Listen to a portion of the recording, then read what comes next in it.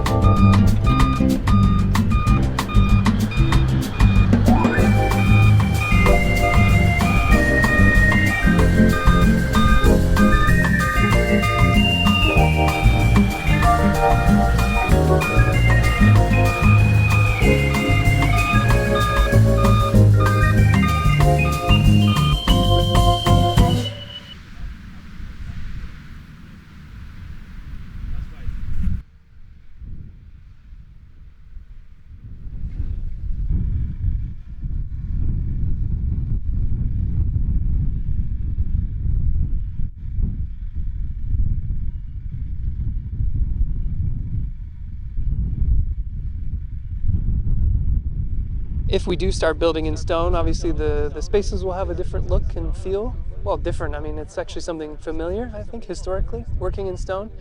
So to sort of reintroduce that sensation of being around stone. But from a sustainability perspective, I think it can help improve things, yes.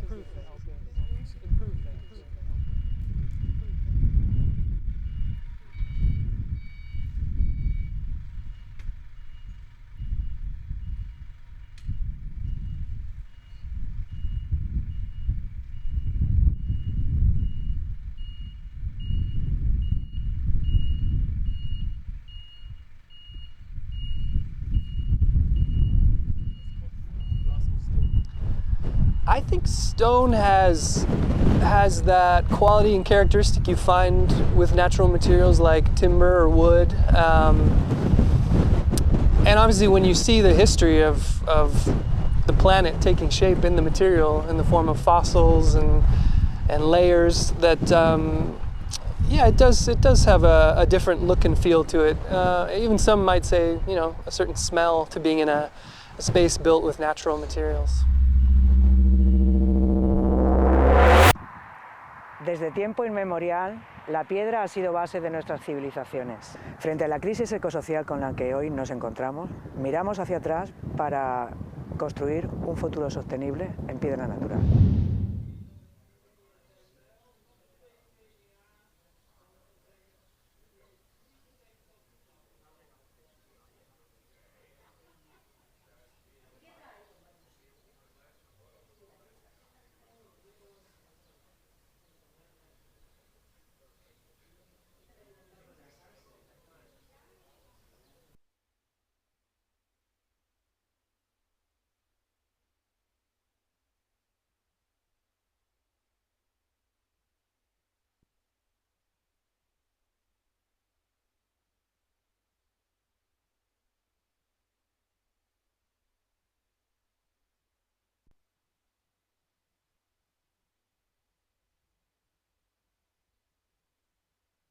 Esta es una casa preciosa en la que Rosal Stone, los componentes de Rosal Stone, hemos pasado momentos inolvidables. Desde hace más de 30 años que los fundadores, mis padres, la construyeron completamente en piedra natural. Esta escalera en bóveda que acabo de atravesar es un legado de nuestro padre, de su conocimiento de albañilería y cantería. Y yo creo que nos podemos imaginar perfectamente en un futuro próximo sostenible viviendo en una casa como esta, fruto del conocimiento y del amor.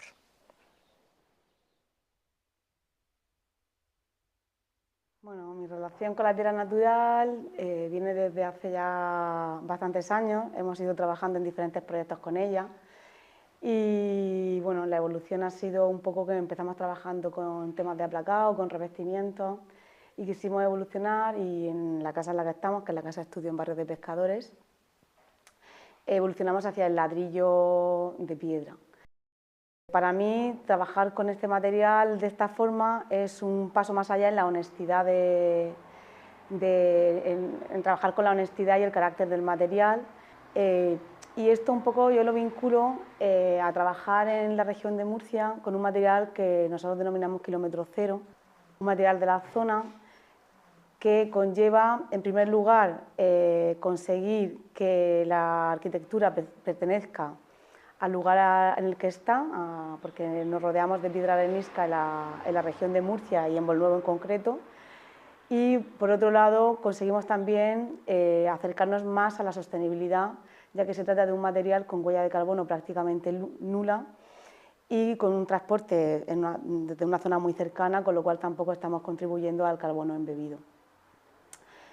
Pues nada, os vais a conocer. Y por mi parte, pues añadir que creo, ayer ya lo comentaba, que es importante que cada lugar trabaje con el material y con los materiales que tiene en la zona, porque es un acto para mí de amor hacia la arquitectura, de amor hacia el lugar.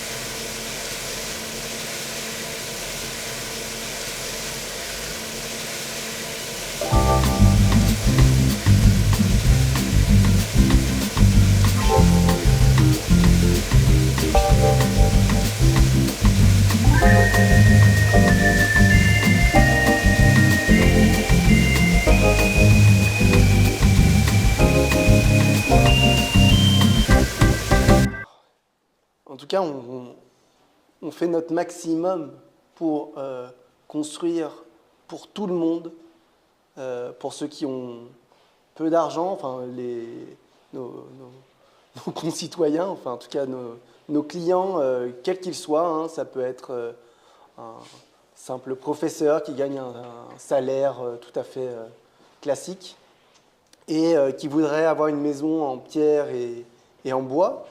Si on parle de la pierre, mais il y a aussi d'autres matériaux, comme le bois pour les planchers. Et le but de notre travail, c'est de pouvoir lui concevoir et qu'il puisse habiter, en effet, dans une maison saine et durable. Donc la pierre est un super matériau pour arriver à nos fins, à ce but. Et on l'a déjà réussi. On a construit une petite maison à Montélimar, très sobre, très simple, on pourrait dire, même si le simple, c'est pas le facile. Ça nous a demandé beaucoup d'études pour arriver à cette synthèse formelle entre l'habitabilité, la construction. Et donc on a construit cette petite maison qui doit faire 100 mètres carrés, c'est pas une grande maison. Et on a réussi à le faire dans les coûts, à l'époque, c'est 100 mètres carrés sur 2 niveaux. Et donc on a construit ça tout en pierre et en bois, et on a construit ça pour 145 000 € hors taxe. Donc c'est vraiment pas cher. Il faut comprendre que la pierre n'est pas un matériau très cher, très onéreux. Et ça, c'est important de le répéter. La pierre, la pierre standard, en tout cas, je ne parle pas des marbres, mais plutôt des calcaires tendres et ainsi de suite. La matière en soi ne vaut pas très cher. C'est le travail qu'on fait dessus qui coûte de l'argent. Donc le but, c'est d'utiliser un maximum sa matière pour construire pas cher, en tout cas, dans son aspect le plus brut et le plus simple possible. Et une fois qu'on arrive à comprendre comment fonctionne la matière et qu'on arrive à l'appliquer pour la maison de manière très simple, très logique, et ben en fait, on peut tenir des coûts de construction qui sont très, très, très bas. Et ça, quelques architectes y arrivent. Je ne dis pas que c'est facile. Bon, ça demande beaucoup de travail, beaucoup d'études. Mais c'est possible, oui. Et après, une fois qu'on en a construit une, il suffit d'en construire 2, puis 3, puis 4. Après, ça, on peut construire selon des modèles, mais ça, c'est un autre travail. Ce qu'il faut comprendre, c'est qu'elle a toujours été accessible, la pierre. La pierre a toujours été le matériau de prédilection des hommes. Les hommes ont toujours construit en pierre depuis des millénaires. Aujourd'hui, on fait la comparaison avec le béton, hein, bien sûr, ou l'acier. Mais les constructions en béton ou en acier ont à peine 100 ans, donc c'est très récent. Les hommes ont toujours construit en pierre. Ils ont toujours construit à bas coût, puisqu'ils construisaient soit en autoconstruction, soit pour d'autres, mais c'est le matériau de prédilection de la construction. Donc en fait, ce qu'il faut entendre, c'est qu'il faut redonner un marché à la pierre, un développement qui a été perdu à cause de l'industrialisation des matériaux, je dirais, non naturels. Et aujourd'hui, dès qu'on fera un redémarrage aussi de ce matériau-là, ça partira tout seul. Mais comme ça l'a toujours été. La pierre a toujours permis de construire tous les bâtiments tout le temps et on ne s'est jamais posé de questions. On se la pose aujourd'hui, assez bizarrement, à cause du modernisme. Mais il n'y a aucune raison que la pierre ne puisse pas répondre à la totalité des besoins de construction dans le monde. On dit souvent à l'agence que la terre devrait s'appeler la pierre, parce que en fait, la terre est en pierre et la ressource pierre est quasi inépuisable. Donc il y en aura toujours et on pourra toujours tout construire en pierre massive.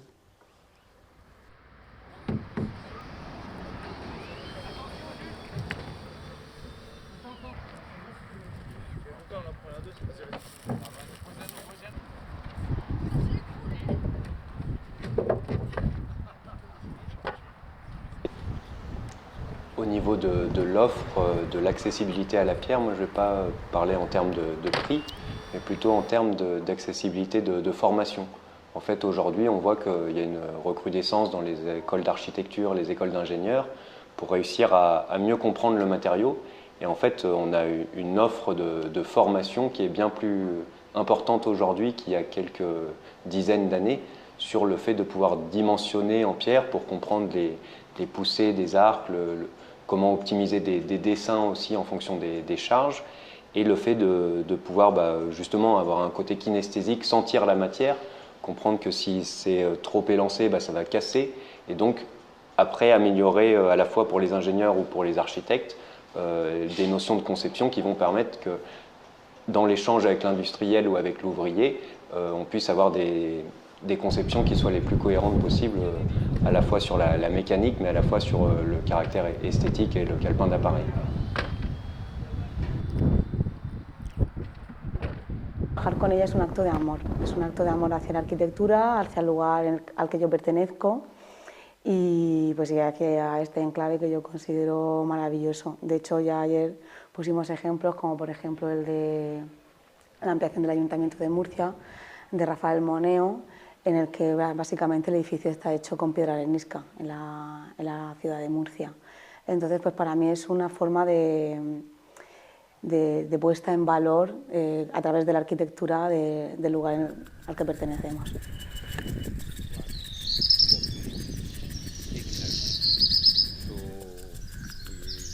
We like to regenerate by planting by seeds and by plants to regenerate the land that's been used to extract the stone. Yeah. As well as just planting, you've got to water and look after the trees and fertilise and move the ground as well. It's not just a case of planting a tree and forgetting about it. You've got to plant it carefully and look after the earth and make sure it's got plenty of water. I think we were building in stone for many hundreds of years. I think we need to rediscover the stone construction. Okay, I mean, you have to remember I am an architect in a way, so I need to convince the colleague to build it. So I perhaps would say I would say that you actually can build the same things you're building from a concrete steel most of the times from a stone. I would say that it's a fraction of carbon, embodied carbon, than any steel, aluminum, glass, or anything it has. And perhaps, would be encouraging for everybody to build from a stone and perhaps a steel. And I would say that the cost, which is actually, at the end of the day, for the client is very, very important, can be similar to the construction, especially if you build a structural stone and you express that, versus building, let's say, from the concrete and you clad and you build insulations and other layers. So if you strip that down, you might have economical building as well.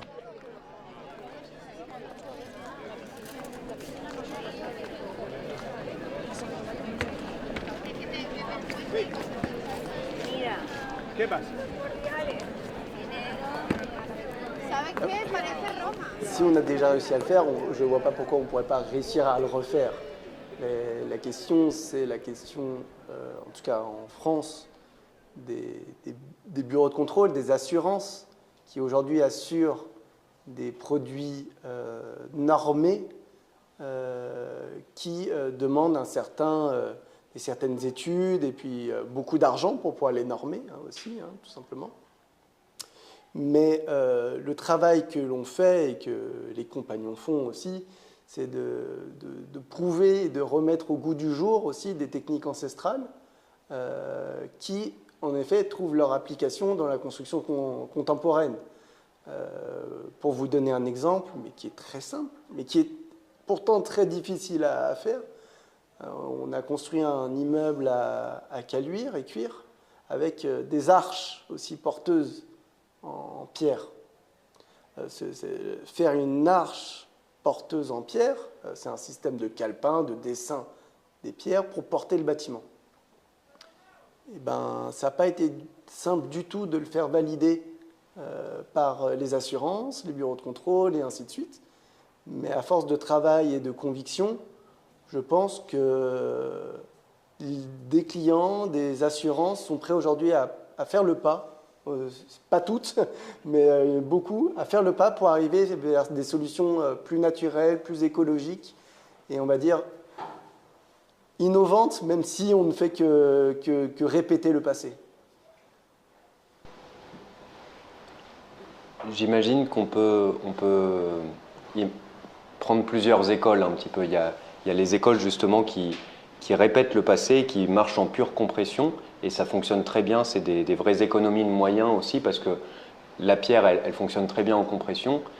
Des fois, on la fait travailler en traction dans des systèmes comme des linteaux ou des encorbellements. Et en fait, aujourd'hui, il y a aussi d'autres écoles qui cherchent à mixer davantage les matériaux et à reprendre éventuellement des flexions, comme le fait d'avoir une poutre. Et du coup, c'est bien qu'il y ait toutes ces écoles différentes, parce qu'il y en a qui vont vraiment, comme l'agence Perrodin, pouvoir optimiser des systèmes qui sont économes en différents matériaux. Et d'un autre côté, il y en a qui vont mixer les matériaux. Et je pense qu'il faut réussir à prendre de tout, parce que la voûte ou l'arc, elle a toute sa place dans la construction en pierre massive, que ce soit pour le plus riche ou pour le plus pauvre. Et il faut surtout avoir des hypothèses constructives assez riches. Ce qu'il faut, c'est pas faire de l'entre-deux. C'est vraiment bien réfléchir à on veut une plate-bande, on assume, parce que des fois on voit des plates-bandes avec des coulages en béton qui sont mécaniquement déconnectés en fait. Et ça, c'est ça qu'il faut vraiment éviter. Faut être radical dans ses choix et pouvoir exprimer tout à fait son idée. Oui, et puis il faut suivre l'école qui nous est possible de faire aussi. La meilleure école, c'est bien sûr de l'écologie, et celle-là, on est tous pour, en effet. Et puis après, selon bien sûr, le programme amène à certaines technologies et ainsi de suite. On ne fait pas une arche pour faire une arche pour se faire plaisir. On ne fait pas un linteau en plate-bande pour se faire plaisir. Et en fait, il faut trouver la bonne solution constructive, quelle qu'elle soit, pour répondre à une problématique bien précise. Alors qu'elle soit ancestrales ou innovantes et ainsi de suite. Là n'est pas le problématique principale. La problématique principale, c'est de faire quelque chose d'écologique et après de trouver la bonne solution et aller au bout de cette solution et que ce soit la bonne solution. Et c'est ça qu'on essaye de faire. Voilà. Moi, en général, sur les projets sur lesquels on travaille, on n'a pas beaucoup d'argent. Ouais, c'est beaucoup de logements, donc on travaille avec des budgets réduits. Mais on essaie de toujours tout faire en pierre, jamais rajouter de béton. Et pour faire ça, on est dans l'économie des moyens. Et donc, on a des techniques constructives très simples, qui sont simplement l'empilement des pierres, le travail à la compression, comme tu l'as dit. Et déjà, ça, c'est déjà pas évident, mais on y arrive, et beaucoup d'architectes y arrivent. Et donc, il n'y a pas de raison qu'on n'y arrive pas demain.